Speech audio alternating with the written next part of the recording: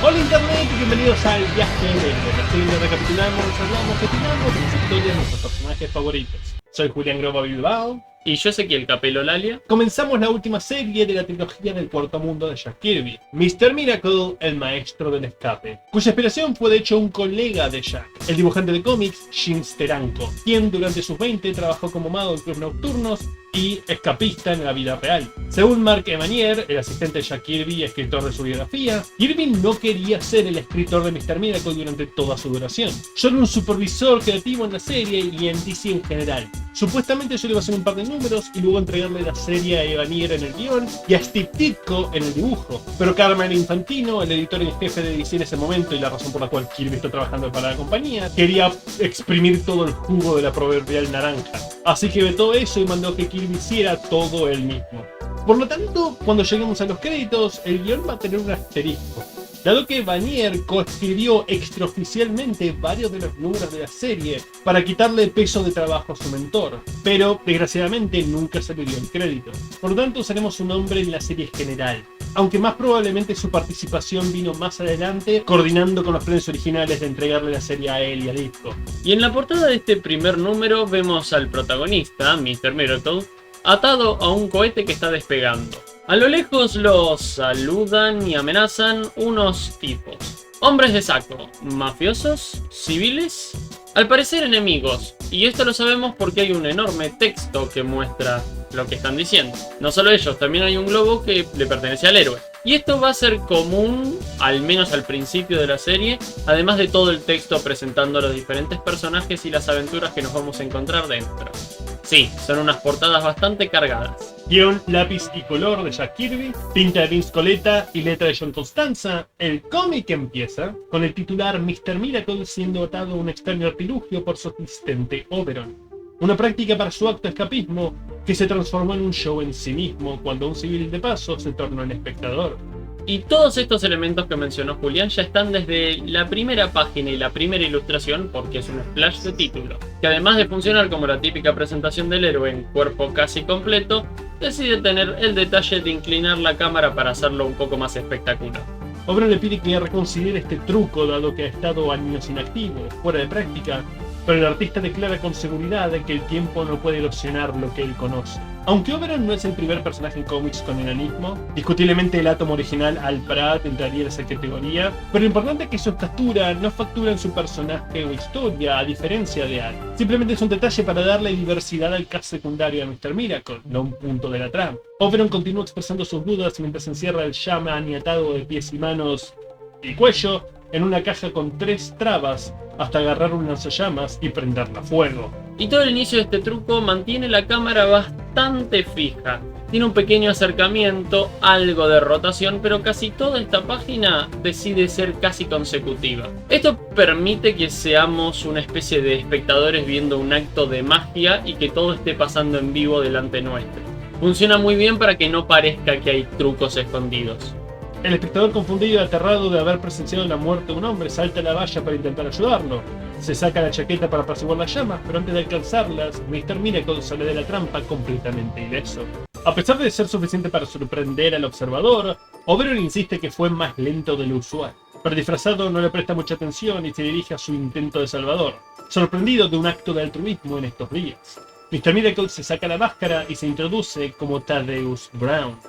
El espectador responde acorde dando su nombre, Scott Free, lo cual le causa gracia al escapista. Scott Free es una expresión en inglés que significa salir libre, impune de algo, ya sea obligaciones, daños o consecuencias. Hizo esto y se salió Scott Free, solo que una T en lugar de 2. Es el típico nombre con juegos de palabras tan comunes en los cómics de superhéroes, en la misma rama que casualmente personajes que tendrán poderes de hielo se apellidan Frost. Pero a diferencia de esos que son coincidencias dentro de la historia, Kirby justificará por qué este personaje tiene un nombre tan particular. Scott dice que fue criado en un orfanato en el que se le daba a los expósitos ese tipo de nombres para hacerlos sentir como individuos.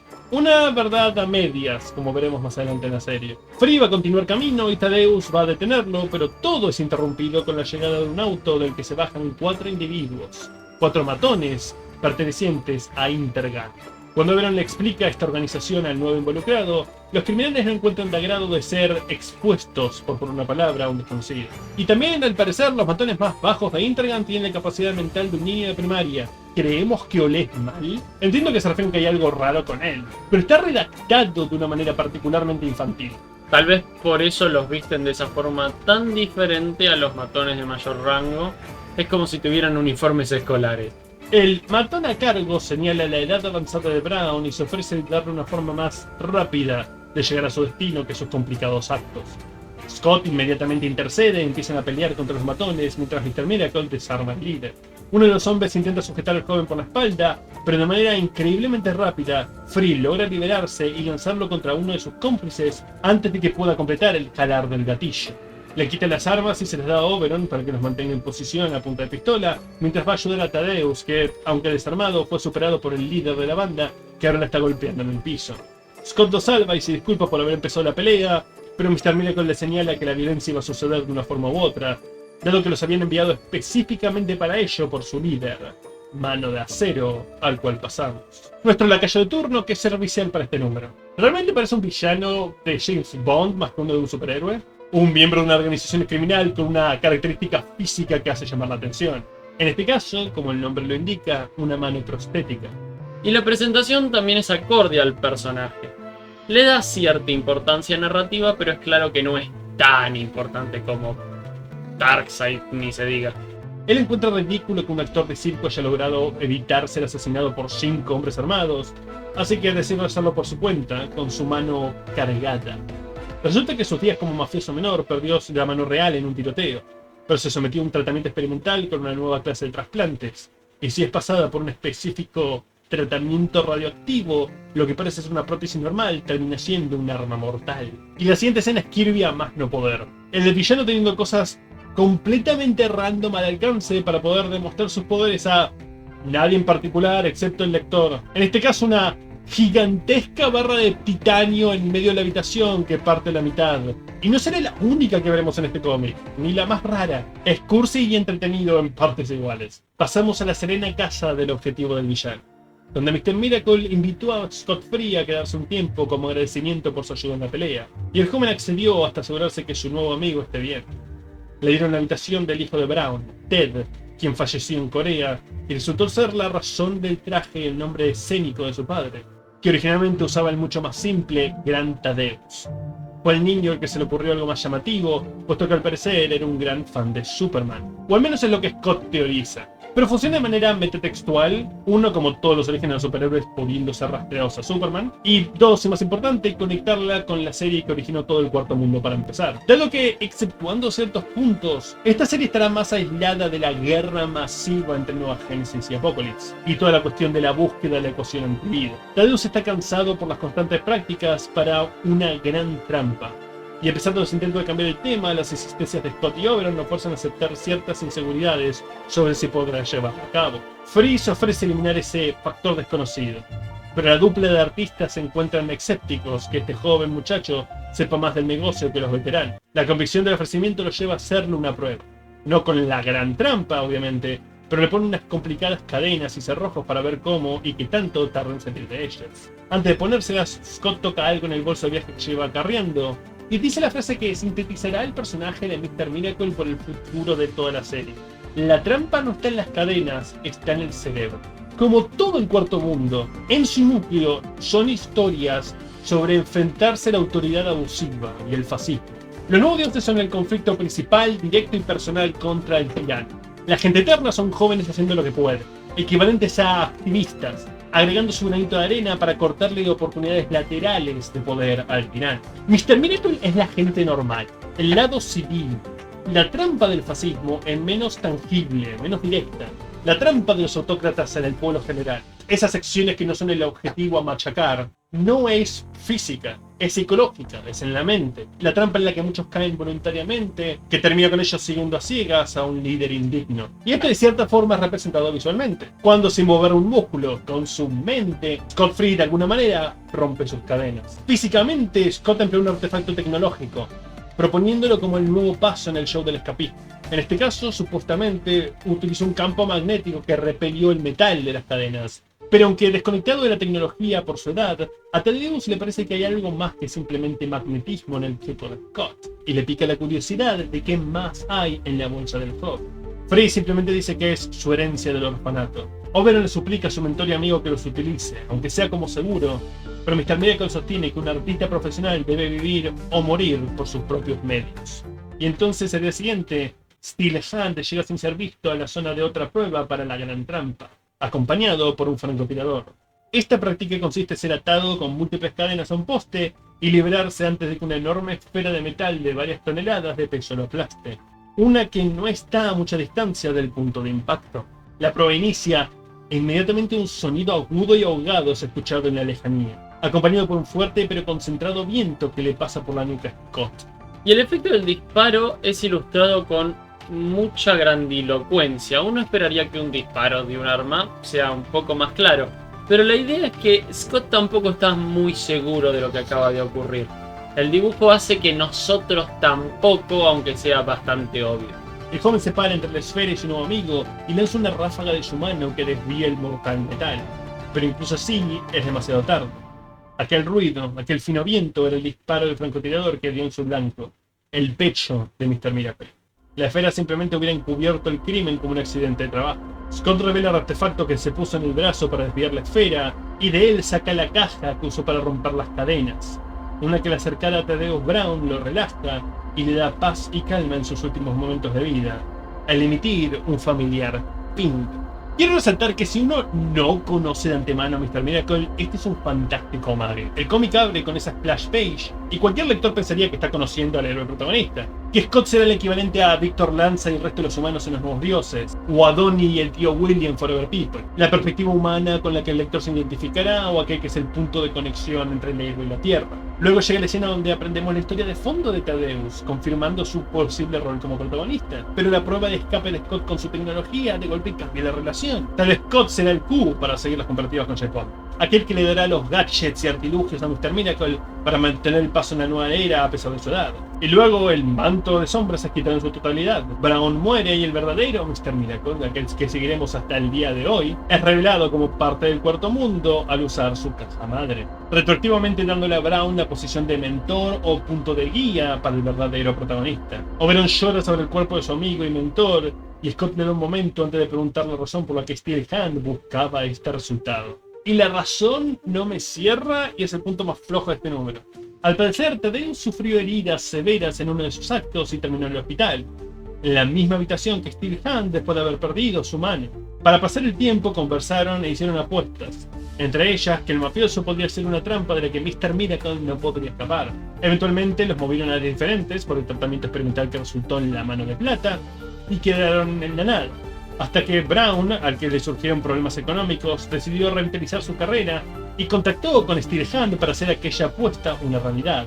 Ahora, no me malentiendan. El hecho de que todo esto es porque este capo mafioso con una mano superpoderosa sigue siendo tan inseguro que teme que esta apuesta con un artista de escape pueda de alguna forma destruir su reputación, le da un nivel de ego y, como dije, inseguridad muy específico y eleva considerablemente un personaje que solo está acá por este primer número. Eso sirve y funciona, pero si es tan inseguro, ¿por qué aceptó? Particularmente porque al parecer fue hecho originalmente hace años, tal vez décadas, y solo en un contexto para pasar el tiempo. ¿Y Brown sabía que estaba haciendo un trato con la mafia? Déjale claro que no tenía el nivel de poder que tiene ahora con Internet, pero siempre fue un criminal.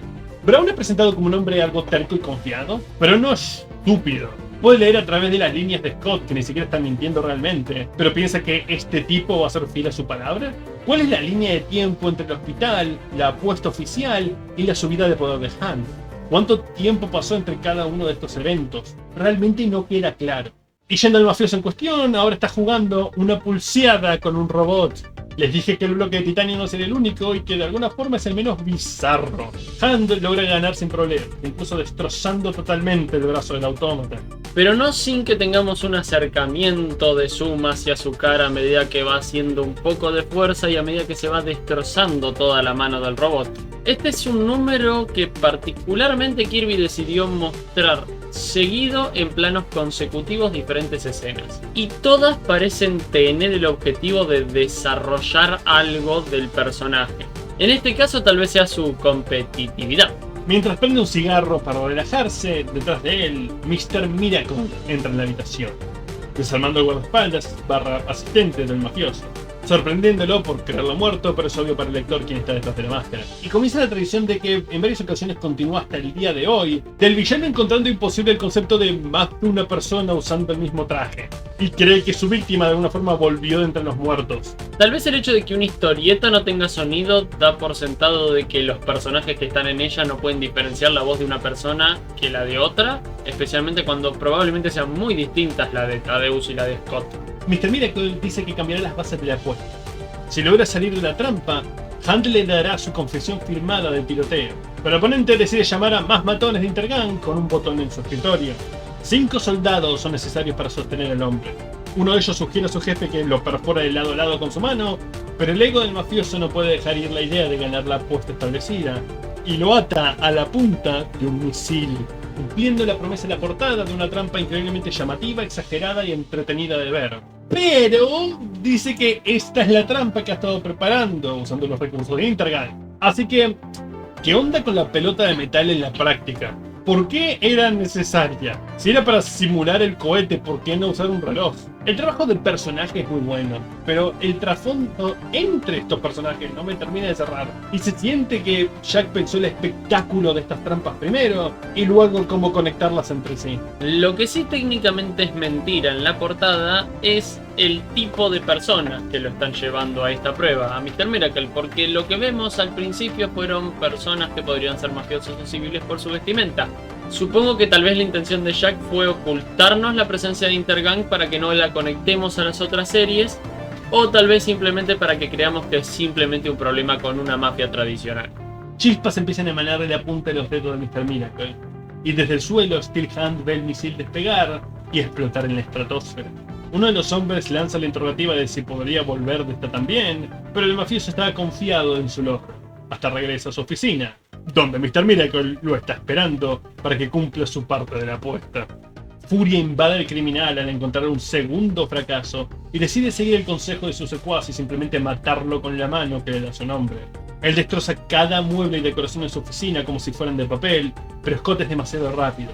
Estudia el arma y usando la misma herramienta de hipersonido en sus guantes, cuyas vibraciones rompieron las cadenas que lo ataron al cohete, le quita la prótesis. Mr. Miracle vapuleando al villano usando las mismas herramientas que usó para escapar, mientras le explica cómo escapó. Es de hecho una escena fantástica de acción. Es muy satisfactoria y de cierta manera lo vence 2 veces de la misma forma al mismo tiempo. Con pequeños jets en su espalda para alejarse del misil, se impulsa para golpear a Hunt en la cara. Y con telas comprimidas en un pequeño artefacto que usó como paracaídas, lo envuelve, ata y se lo entrega a la policía que Oberon trajo. Todo planificado de antemano entre ambos para conseguir justicia por Thaddeus Brown y a partir de ahora honrar su legado, como el nuevo dúo detrás del maestro del escape, Mr. Miracle. Terminando el número. Este número, en síntesis, se parece muchísimo a los anteriores que estuvimos cubriendo de Jack Kirby, con una enorme diferencia que Julián ya mencionó durante la explicación del video, y es el hecho de que es mucho más terrenal. Venimos de ver cosas espectaculares, con colores locos, tecnologías, estatuas gigantes, gente casi monstruosa, para pasar a humanos. Esto no significa que no hayamos visto tecnología del cuarto mundo, tanto en Intergang como en Mr. Miracle.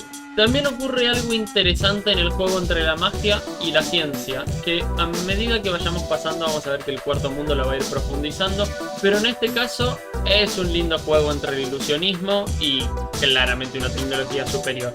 Otro detalle que no mencionamos anteriormente es que además de tener diagramaciones sencillas, no hay planos generales para mostrarnos la transición de los escenarios. Es decir, estamos acostumbrados a que hoy en día si pasamos por ejemplo a una mansión, por lo menos en algún cuadro se muestre la mansión desde lejos, o un interior muy grande. No es el caso. Fiel a la narrativa más tradicional de los cómics norteamericanos, simplemente estamos seteados en una habitación y punto. Casi siempre son planos medios de personas hablando. Es una sólida introducción al personaje. Como dije, toda la situación de la apuesta está algo demasiado embarrada para tener sentido, pero las trampas son imaginativas y los personajes se dejan ver. Oberon es preocupado y algo regañador. Thaddeus Brown en oposición es confiado y orgulloso. Y Scott es ingenioso y altruista, pero altamente misterioso.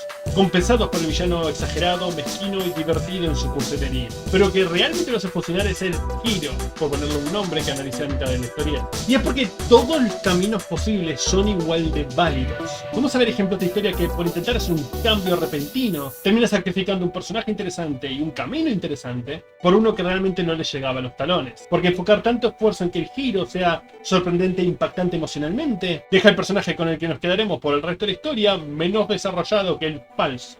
Afortunadamente, acá no pasa. Y la página que vamos a destacar de este número es la 7, la presentación de Steelhunt. Tras ser nombrado por Thaddeus Brown, pasamos a su oficina, en un segundo cuadro que lo muestra de espaldas, con un cigarro y una mano introducida en una máquina. Además ya está retando a Stuka por haberlo interrumpido. ¿Interrumpido haciendo qué? No sé. Luego pasamos a un tercer cuadro que ya lo muestra un poco más de frente, en 3/4. Para luego pasar a un primer plano, ahora sí, frontal, de su furia al enterarse del fallo de Intergang. Para finalizar pasamos a la última tira. 3 planos consecutivos, con el verdadero peligro, su mano, la cual va sacando lentamente de la máquina, generándonos cierto suspenso de qué es lo que nos vamos a encontrar, y a la vez haciendo un ingenuo pero interesante juego de palabras. Eso es todo por este primer número, pero de la misma forma que hicimos con las otras series del Cuarto Mundo, cubriremos el segundo capítulo de Cuarto Mundo este jueves, para cerrar esta tanda de Jack Kirby, con el número titulado XP, donde daremos nuestro siguiente paso en el viaje del héroe. Hasta entonces. ¿Llegaste al final del video? ¿Eso quiere decir que probablemente te haya gustado o realmente lo odiaste? Cual sea tu razón, considera darle me gusta y suscribirte. Esos 2 simples clics nos ayudan más de lo que puedan imaginar. Además, en la descripción encontrarán nuestras redes, donde pueden chequear nuestro propio fancomic sin fines de lucro. Así pueden juzgar si podemos hacer el camino en lugar de solo hablar de él, o hacernos pagar por hablar mal de tu cómic favorito criticando el nuestro. Dicha la obligatoria propaganda, a su izquierda hay una lista de reproducción de más capítulos de este personaje o equipo, y a su derecha de uno diferente. Pero lo más importante de todo, si les gustó lo que vieron, apoyen su tienda de cómics local. Apoyen el noveno arte que nos dio tantos maravillosos personajes. De las grandes compañías, independientes o nacionales. No se desperdicia el dinero cuando se trata de una buena historieta. Hasta la próxima.